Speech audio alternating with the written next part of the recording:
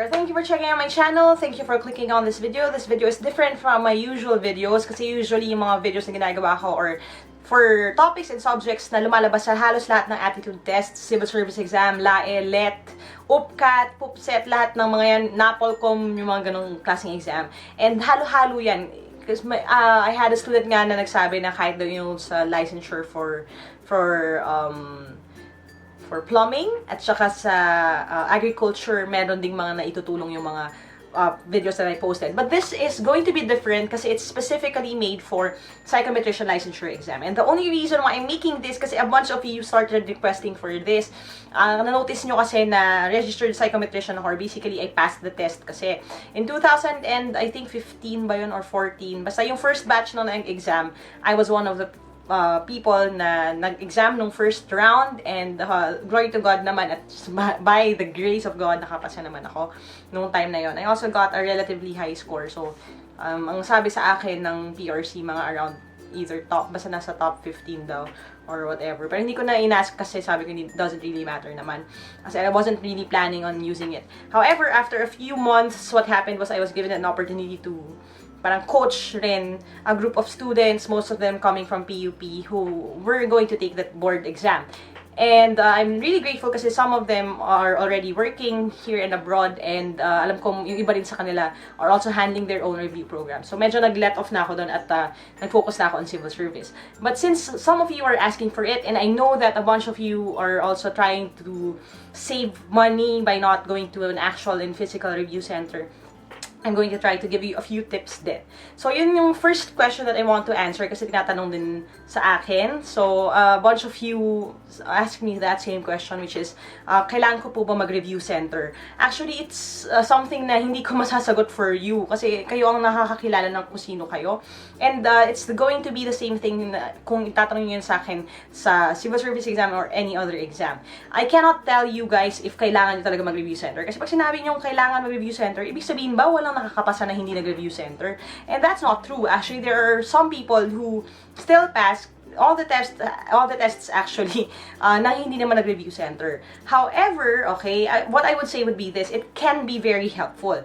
What do I mean by that? Kasi if you notice, I'm also wearing my alumnus shirt ng Messiah College. I took my bachelor's degree, yung psychology, from a very small college in Ortigas. So some of you na naka-attend na ng review event, nakita nyo na yung school, it's just one floor. Noong time namin 2 floors, pero ngayon 1 floor na lang.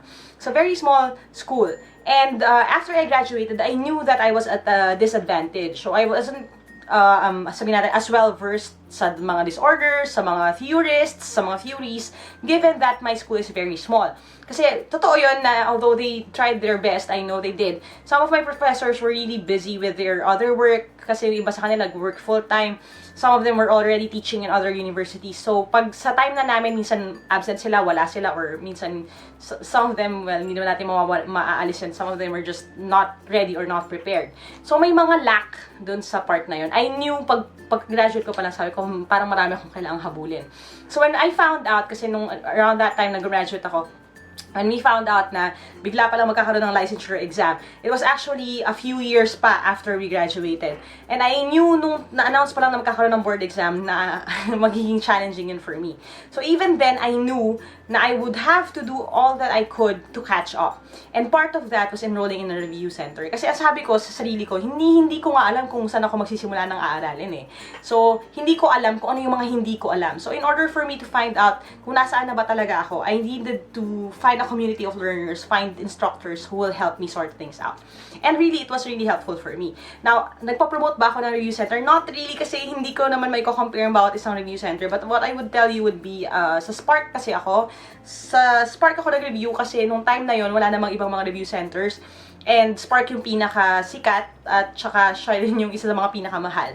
And one of the things that really drew me was that. Kasi sabi ko, kung kukuha ko ng review center na syempre ibig sabihin super mura, baka hindi siya worth my time. So, nag-invest na lang ako sa Spark instead. And I'm also thankful kasi my parents also supported me doon. So, I actually talked to my mom about it. Sabi ko, Ma, may mga review centers po about psych. Sabi niya, o sige, anong plano mo? Sabi ko, yung sa Spark po okay sana, kaya lang medyo mahal. Sabi niya, okay lang, siya daw magbabayad. So, ang deal namin, actually, which I came up with, kasi my mom and my parents are very gracious naman. Alam ko, hindi naman nila totohanin. Pero ang sabi ko sa kanila, ang promise ko sa kanila was this, mga ganito deal natin, pag bumagsak ako sa board exam, ibabalik ko sa inyo yung pera. Okay? Ano ibig sabihin nun? Dagdag motivation nun for me to really study kasi kung hindi ako papasay, babalik ko sa kanila yung binayad nila sa review center, which is malaki-laki din naman yun. Kasi at the time that I was preparing for the board exam, I was also taking up I was also taking up law sa UP, sabay-sabay yun, and I was teaching 9 units sa Visaya College. So, nagtuturo rin ako nung time na yun. So, sabay-sabay yun sa akin.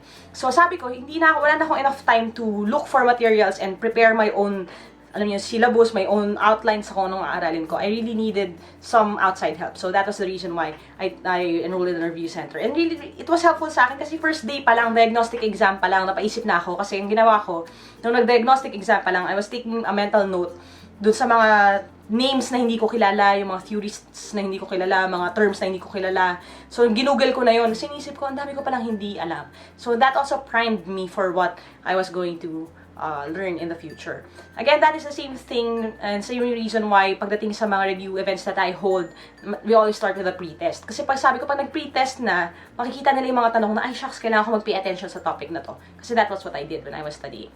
Okay? So again, review center or not, depende sa inyo. If you feel that you are capable enough or marami na kayo na-cover na ground, marami kayong resources when you were studying, baka hindi nyo nakakailanganin ng review center. But if you feel na you're at a disadvantage, marami ka pang hindi alam, or marami kayong mga resources na wala kang resources na mga ganon, kailangan mo ng lectures, or kailangan mo ng physical setting, then you could go and join a review center.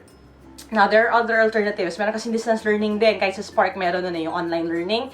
But what I would say would be this, depende pa rin yan sa inyo. Kasi for example, ako, nung time na yun, I knew na sobrang busy ko, right? I have classes, I teach, I study. Tapos alam niyo naman ang reading sa law school, tambak. Kaya nga hindi ko kinaya, nag-quit na lang rin ako kasi hindi ko may pagsabay-sabay.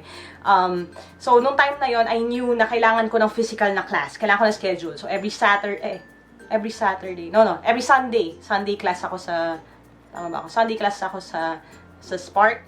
And the reason why I took that, kasi sabi ko, pag wala akong schedule na pupuntahan na klase, I knew na mahihirapan ako mag-set aside ng time for my own personal study. So, depende yan sa inyo, kung ano yung talagang feeling you fit sa inyo. That is the great thing about learning kasi the way that one person learns is not necessarily the way another person learns. So, you have to know yourself in order for you to maximize your learning. Now that we're done with that, I'm going to give you some of the tools that were helpful din sa akin. So, I'm going to show you some of the materials that I used. Itong buong folder envelope na ito. Ito yung mga physical na mga notes ko when I was still studying. I'm just going to show you some of them. If you want more of these, make sure to comment below. Kasi I will make more if more people want it. Kasi it takes a lot of time din for me to shoot and edit. So, if you're really interested, make sure that you comment below and request kung ano yung mga gusto nyo pag-usapan. I'm going to show you some of the tools that I used. Now, first thing that I want you to see is this. Okay? So, this is a stack of index cards. Okay? Now, bakit index cards? Kasi, yes, you can buy books and you can go out and buy your own resources. But I really recommend that you handwrite things. Now, this is different from my strategies pagdating sa civil service exam and other exams. Kasi, yung mga ganong klaseng exams, it measures your aptitude, it measures your fluid intelligence. So, basically, analysis, ganon, math. Pagdating sa board exam, it's really different. Not just for psych exam, I know a lot of board exams is kahit na sa LET, kasi ang kino-cover ko lang general education, kasi ang professional education, I'm sure marami din kayong mga tanong na facts. Okay? Ibig sabihin, kailangan solid yung intelligence nyo, kailangan may memorization. And the best memorization tool is for you to write everything down. Kasi pag sinulatan nyo siya, it forces you to look and reread everything and just basically remember it better. So, I'm going to show you some of the cards, no? Mamili tayo, medyo maganda, matinutuloy yung sulat ko. Okay. Now, this is actually yung aking mga psychologists na card. Yan, meron akong mga friends noon na nagre-request, sabi nila, parang gawa ka daw ako nung i-type ko siya basically or i-layout ko siya. Tapos maybe I can sell them daw or basically post them online or whatever para to help other people din. I'm considering that. So if you want something like that, let me know din sa comments below para magawa natin ang paraan. But an example would be this. So for example, what I put here, I want you to focus a little bit on what I put sa card. So hindi naman siya random. So sa top, pinaka-top, I put the name. Okay? So, for example, you have Sigmund Freud. Tapos meron siyang born and then died. Now, I will explain the importance of that later. Sa ilalim, meron yung mga kanyang mga theories, yung mga associated sa kanya, id, ego, superego, life drive versus death drive, penis envy, Oedipus complex, mga words lang. Hindi nyo kailangan copyin yung isang buong libro, no? Just parang mga reminders lang kung ano yung pinag-uusapan sa kanya. You have yung psychosexual development, and then I have a picture of the iceberg right here. Which, if psych major ka, alam na alam nyo na yun. Kasi si Freud yata lahat ng schools pinag-uusapan si Freud. So, tapos dito sa upper right corner, I put here psychoanalysis. Now, bakit may psychoanalysis dyan? Kasi ang goal ko is, instead of just putting random cards together and trying to memorize this, itong cards na to are actually plastered sa wall ko nung nag-aaral ako. And ang ginagawa ko, pag nagbe-break ako from reading yung mga readings ko sa law school, tatayo ako, tapos titingnan ko yung pader ko. And I will try to visualize the entire timeline. So, itong mga cards na to ng mga psychologists, naka-arrange siya by their timeline. So, anong panahon siya? For example, si Freud muna, and then si Carl Jung. If you see here, dito naman yung card ni Carl Jung. So, again, born, died. Tapos yung kanyang branch, which is analytical psychology. Tapos meron akong arrow back na Freud. Ano ibig sabihin nun? Kasi actually, si Carl Jung was reactive. Yung theories niya, reactive dun sa kay Freud. Parang siya yung predecessor, parang ganon. So, ang nangyari would be, ang timeline ko dito sa wall ko, siya from past to future. Past to present. Sorry, wala pa palang future, no? Past to present. So, naka-timeline siya according sa kung sino yung nag-follow kanino. Okay? Tapos, you have, yan. I have it na parang tree. Ganon. Naka-organize siya by dates and by theories. Kasi, reactive siya. Bakit? Yung aking timeline, hindi siya isang line lang na gano'n. It looked more like a web. Okay? Now, bakit web? Kasi, maybe you covered this also in psychology, in one of your courses, no, regarding memory. The way that we memorize things is by association. So, the more associations that you have, the better it is for you to remember things. So, ang ginawa ko, naka-web siya para mako-connect ko. So, pag nag-visualize ako sa araw ng exam, alam ko kung nasan banda, saan siya related. So, mahuhulaan ko out of yung multiple choice options kung ano yung talagang pinag-uusapan. So, that is my advice for you guys. So, when you make your own flashcards, especially regarding theorists, don't just put the name, put something different about them, put yung theories niya, and then you sort it. Yun ang pinaka-importante, yung organization, para mas madali nyo siyang memorize. Kasi if you're anything like me, okay, ako kasi super bad ako at memorization. So, I really needed to organize my thoughts para mas madali ko siyang matandaan and ma-picture ko siya in my head. So, that's it. So, make yung flashcards ng theorists, okay? And put it in a timeline. Or at least organize it. Kung gusto niyo naman i-organize by topics or by themes, kung ano yung sino dyan yung mga industrial psychologists, kung sino dyan yung mga personality psychologists, whatever, you can also do that. Kung ano yung whatever works better for you. Okay? Now, I'm going to show you another tool that I made. Okay, I have these. Ito ay stacks and stacks of flashcards. Okay, color-coded siya. So, bakit siya may color coding? Kasi depende sa kung ano yung topic na kino-cover niya. For example, itong pink ko is abnormal psychology. So, mga abnormal psychology questions. Some of them I got from the review materials that were given to us. So, sinulat ko pa rin siya, ha? Hindi ko siya tinay. Again, mas maganda kasi kung handwritten kasi it forces you to read this. Kahit pangit sulat ko, okay lang kasi ako lang naman magbabasa. Tapos, the answer is behind this. Tapos, pinanswer ko lang siya. Tapos, merong mga ganito. Okay? Yung pang-ring, mga ring na ganyan. Natatanggal to eh. And, I'm pretty sure nakita nyo na to sa mga, sa mga bookstore, ganyan. Yan. So, nakaganyan lang siya. Tapos, yung answer nasa likod. Okay? So, iba-iba ng difficulties. Kung saan ko kinuha, sometimes yung mga chapter review sa mga books, nandun din siya. Kumukuha rin ako ng mga questions doon. Gumagawa rin ako ng sarili kong questions. So, one thing that I did was this, okay? Which could be helpful for you. Nung time kasi namin, wala pang mga review books. So, ang ginawa ko, for example, ito. A drug that facilitates or activates the effects of a particular neurotransmitter on the postsynaptic cell is called, that's my option. So, you have stimulants, narcotics, agonists, antagonists. Okay? The correct answer is agonists. Pero yung stimulants, narcotics, antagonists, naghanap din ako ng question para doon sa option na yon. So, dumami yung mga tanong na ginawa ko. Nandito siya sa stack na yan. I'm going to also tell you how to use it. So, I also have something na different color siya. Ibig sabihin na ano bang topic to. Ito ay sa psych assessment, yung green. Tapos, yung yellow ko ay, ano ba to? personality psych naman yung yellow. So, iba-iba siyang stack ng cards. Now, I'm going to tell you how to use them really quickly. If I get some time, I'm going to demonstrate it to you. But here's what I do. For example, ito yung stack ko, okay? Sa weekdays, I always bring this with me. So, kahit sa kotse or sa biyahe nakakapag-practice ako, or sa break time. So, titingnan ko lang siya, sasagutin ko siya in my mind, tapos ito turn ko. Now, pag meron kayong extra time by yourselves, kinakalas ko to, nakakalas siya. Tapos, ang ginagawa ko would be this. So, I'm going to read the question, I'm going to answer it. If I get it right, I put it sa right ko, kasi tama siya. If I get it wrong, I put it here, sa stack sa left. Tapos, I answer the next question hanggang maubos ko siya. The next thing that I do is, yung mga tama na ako, tiniset aside ko na yon. Ang kinukuha ko ng pile, yung mga saan lang ako nagkamali. Kasi by now, syempre, alam ko na yung tamang sagot kasi nga, chinek ko naman na kanina. So, isa-isan ko ulit yung kusang mga questions na nagkamali ako. Whatever I get right, dito ulit siya sa stack na to ng mga tamang sagot.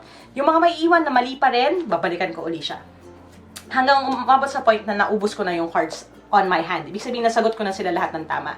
After that, I put them all together, sinashuffle ko siya, tapos I'm going to go through it again. And I try not to stop until makuha ko siya lahat ng tama. Okay? That's what I do for the stacks of cards that I have.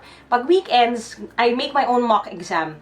It's hard pag tinignan mo kasi parang ang hirap gumawa ng sarili mong reviewers. Pero it really comes in handy. Kasi ang ginagawa ko pag weekends, nagdi-drills ako. Kaya kukuha ko ng 40 cards dito, 30 cards doon. Tapos, ilalagay ko lang din sila sa binder clip na ganito. Tapos, sasagutan ko uli sila.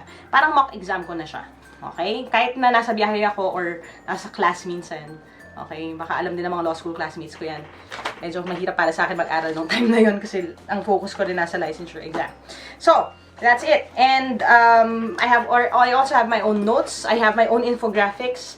So, actually, you can make your own online. You can also draw it, whatever works for you. So, para meron kang physical na datingnan. So, every day, I wake up, I look at my timeline, ini-imagine ko, ano pa ba hindi ko alam. If meron sa review center na na-mention na bagong name, hinahanap ko saan ko siya pwede ilagay, yung mga ganon. So, I keep moving things along. Kaya yung aking wall, puro blue tack. Puro mga sticky na blue tack para lang matulungan ako to stick things sa wall ko. Alright? So, that's it for now. And if you want any more of these or gusto nyo mag-discuss ako on a certain topic, please let me know. Kasi the only reason why I kind of hesitate doing this, kasi sabi ko makawalaan masyadong may gusto. Pero if you want me to discuss certain topics, let me know din para ma-explain ko sa inyo better. And that's it for now kasi I'm going to have to keep this short kasi baka hindi kaya din ng computer yung upload. So thank you guys for watching, and as always, if you want more of these, click subscribe, hit the bell icon to know as soon as a new video posts, and feel free to reach out to me directly. You can go to www.facebook.com/Team Lyqa for that. And God bless you guys. Aja, kaya niyan. I'm always here for you, and I'll see you on my next video. Bye for now.